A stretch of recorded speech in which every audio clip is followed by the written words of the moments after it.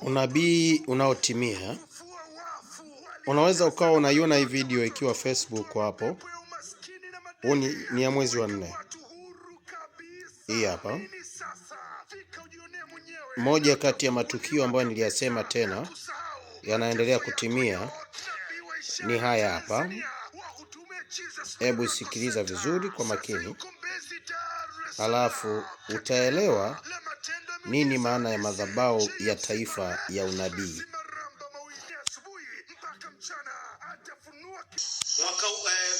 Tanzania na dunia, haya ndio yatakayotokea.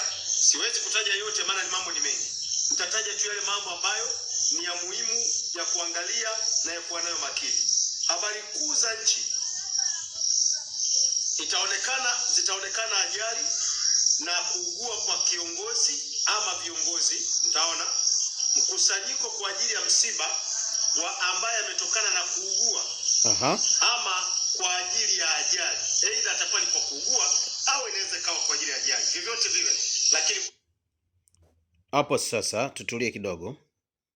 Zingatia hilo neno, mkusanyiko wa msiba wa kiongozi utakaotokana na kuugua au ajali. Sasa kwenye kuugua ndio napozingatia na kuletea tukio hilo ambalo limetokea la kiongozi. Je, anahusiana na kina nani? Ngoja tuone unabii unavyoendelea. Kuna msiba unaotokana na matukio haya mawili. Lakini kuna chuki zinakwenda kuinuka pamoja na usaliti kwa viongozi wenyewe kwa wenyewe. Na chuki zitakuwa ni dhidi yao wenyewe kwa wenyewe, ama chuki dhidi ya wananchi na kiongozi wao fulani au viongozi fulani. Na sikiliza tu watu maarufu. Vitasikika hivyo ndivyo vitaja, utavisikia. Nafikiri jaji nitataja sasa kwa uchambuzi kwenye tume, nafikiri chuki iliyoinuka kwenye tume ya unabii huu ya hayo mambo yatakayotokea. Chuki ile nadhani chuki iliyoinuka dhidi ya tume, nafikiri umeiona. Chuki iliyoinuka dhidi ya tume kwamba wananchi watainua chuki dhidi ya viongozi. Haya, hiyo hapo kwenye tume umeiona, hala sina haja kutoa fulani au viongozi fulani. Na hasa watu maarufu. Vitasikika hivyo ndivyo vitaja, mtavisikia. Haya. Lakini nitataja sasa vifo vya watu maarufu. Vifo vya watu maarufu ninakwenda kukutolea usikie, lakini kuna kiongozi. Kuna watu maarufu na kuna kiongozi. Narudia, vifo vya watu maarufu na kiongozi. Haya, sikiliza. Kwa uchambuzi, maeneo yatakayoguswa na matukio ya unabii huu ya hayo mambo yatakayotokea. Hiyo misiba na majanga na hasara zitakuwepo ndani yake, ambapo nimeona kutakuwa na maombolezo. Maeneo ni majina ya Dar es Salaam, kama vile Dar es Salaam au Dodoma. M kama vile Mwanza, Mbeya, na maeneo yote yanayotajwa majina ya M. Ama matukio yoyote katika eneo lenye majina V kama lipo Tanzania. Kama lipo Dar es Salaam yataguswa na matukio ya roho za mauti na misiba ambayo itatokea. Lazima itasikika. Watu watasikia Dar es Salaam, watasikia Dodoma, watasikia Mwanza, watasikia hayo maeneo niliyotaja kwa ajili ya misiba. Kama tukanalo na mahusiano ambayo yanatokana kwa mambo hayo mawili, kuugua ama ajali ama matukio ya ghafla. Na miongoni mwao itakuwa usaliti unahusika. Katika hadiza yani ni kama CCM na Chadema kwa pamoja watakusanyika. CCM na Chadema. Jambo linalohusu kuugua kwa mtu na pengine atakuwa amefariki. Kuugua na kufa kwa mtu, CCM na sababu ni mgonjwa au amefariki. Haya mambo yatakwenda kutokea na yatawagusa watu wa Chadema pamoja na CCM. Watakuwa wamekusanyika. Sio lazima hapa sikiliza kwa makini.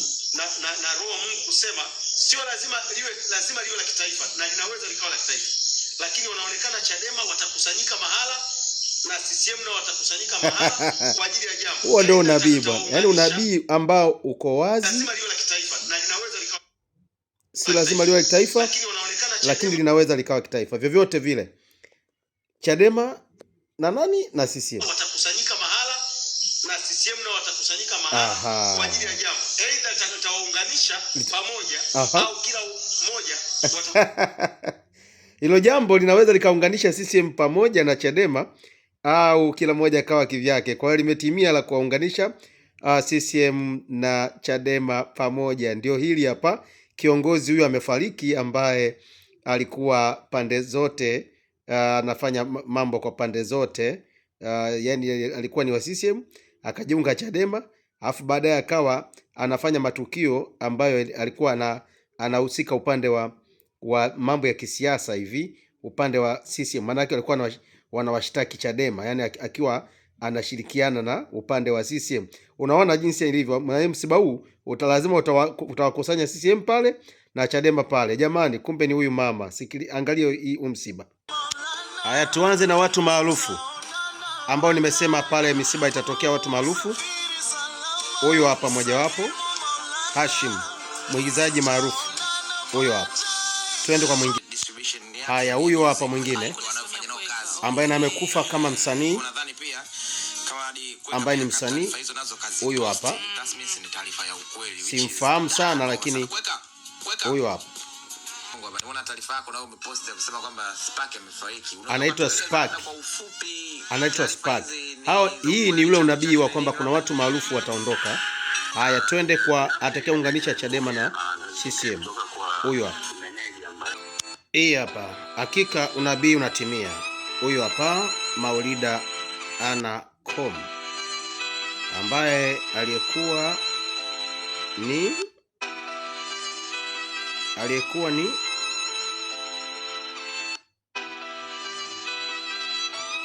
kiongozi na aliyewashtaki Chadema. Yaani alikuwa kiongozi wa Chadema akawashtaki Chadema. Sasa unabii unasema ataombolezewa na watu wa pande mbili. Hapa inasema hapa, Mama Kom alijiunga Chadema mwaka 93 akitokea Chama cha Mapinduzi CCM, na tangu hapo nasema na tangu wakati huo alishika nafasi mbalimbali ndani ya Chadema.